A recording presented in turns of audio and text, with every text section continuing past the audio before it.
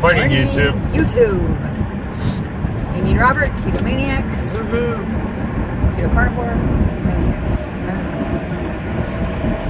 It is 46 degrees. Not quite as cold as it was, but still cold. Damn it. I'm ready for some summer, some spring.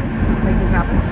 I weighed fully dressed and was still like 201, so that puts me in the 195 area, 196, somewhere in that area. And I was back down to 185.6, so I was happy about that. But Robert and I had a conversation this morning, and I wanted him to share it with you. Yeah, that's why I started where I did. I figured it would prompt you. Yep. Anyway. Little segue action. Yeah. So I asked Robert a question this morning.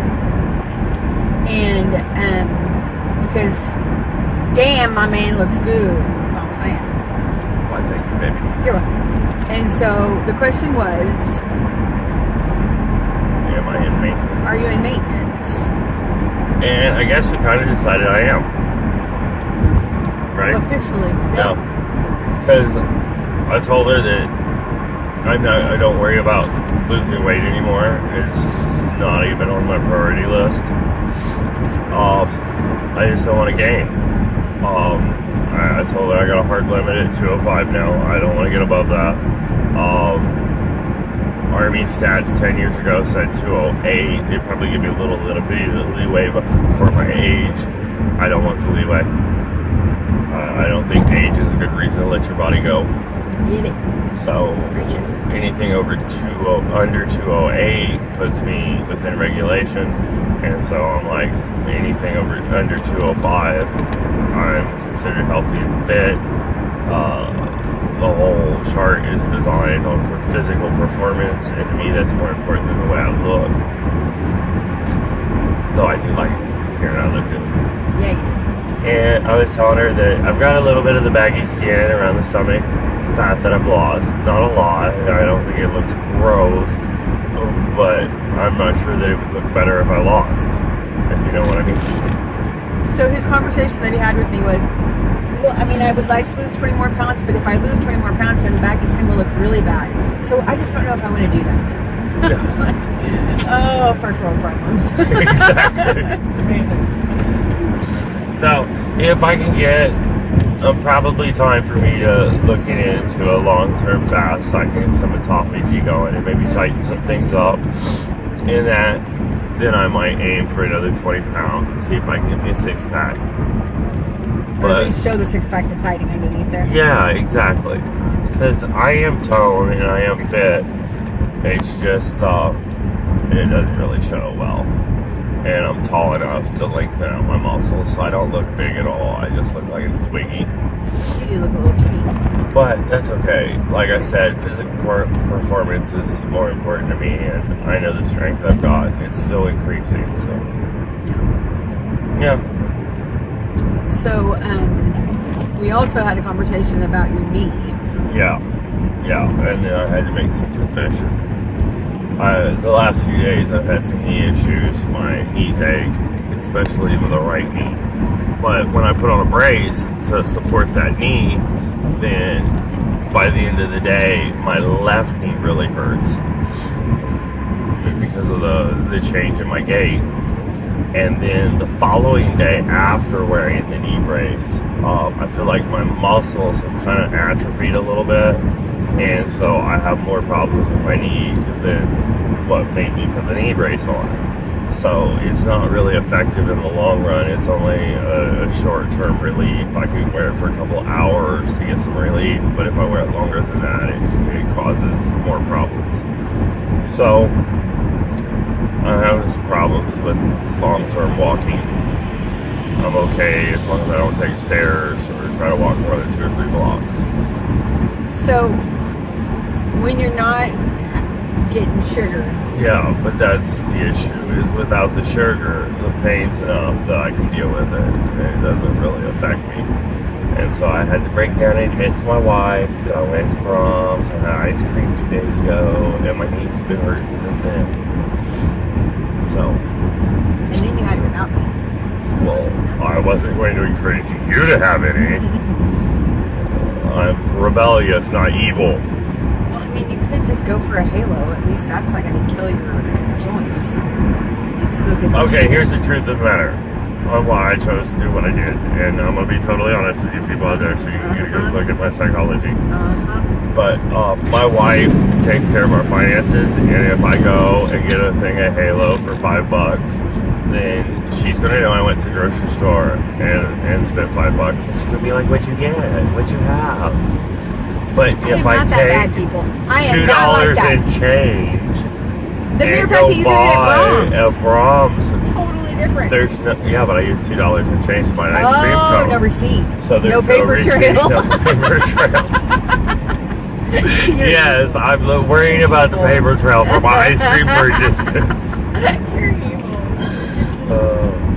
But yeah, I grew up in a different mindset, kind of an antisocial mindset. I didn't follow rules, laws, or any suggestions from anybody but myself. So I have a tendency to make sure that there are no paper trails, that there's no evidence, even subconsciously when I don't realize. He responds like a criminal, is what you're saying. Yeah, pretty much. A criminal. I walk into a place, I'm immediately checking the security system, the cameras, the locks. It's just a habit. I'm perfectly legit now. But that doesn't mean I still don't go, hey man, your security sucks. You think you feel great, but your security sucks. So, it's just, I'm weird. You are weird, it's true. So. What do I have to tell you? Yesterday I just really got back on track. I just don't do well on the weekends, I guess. I don't know how to not do it. I know. I mean, obviously I know how to do better. I just don't do it. I don't know how to motivate myself to do better. I'll put it that way. So too much free time. Yeah. So yesterday was good. We did our normal workout. Did a little bit of stuff in the garden to clean it up for a replanting event that we're having in a couple of weeks.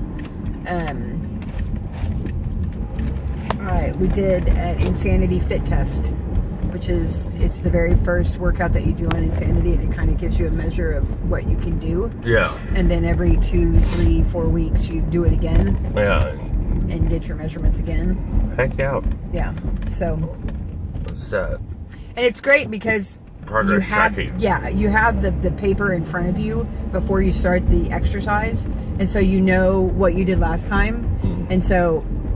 And I told one of the girls I work out with, I said, she didn't have hers. And so then the information that she had was more true to her. Mm-hmm. And she found that she did improve on some things.